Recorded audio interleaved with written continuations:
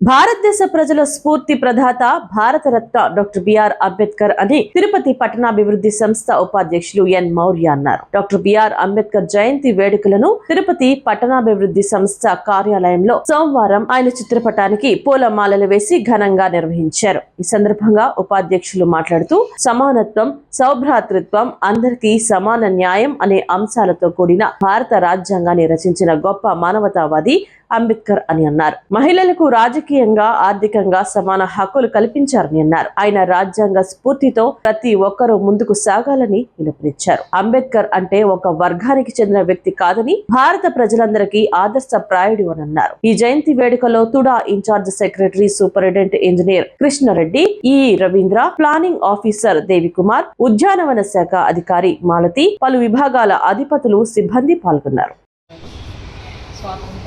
పోరాటంలో మరియు రాజ్యాంగ రచనలో చాలా కీలకమైన పాత్ర వహించారు. మనందరికీ తెలుసు.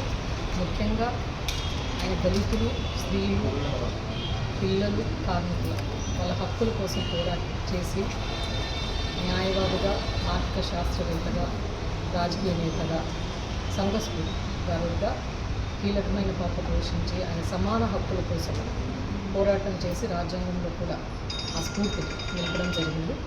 రాజ్యాంగ స్ఫూర్తిని అందరూ గుర్తుపెట్టుకొని మనకిచ్చిన రైట్స్ అది కేవలం ఒక వర్గం కోసం కాదు, రాష్ట్ర ప్రజలు అందరికీ, దేశ ప్రజలందరికీ ఇచ్చిన రైట్స్ కాబట్టి ఆయన కృతజ్ఞత వహించి అలాగే ఆయన స్ఫూర్తిని అందరూ గుర్తుపెట్టుకొని ముందుకు తీసుకోవాలని కోరుకుంటున్నాను.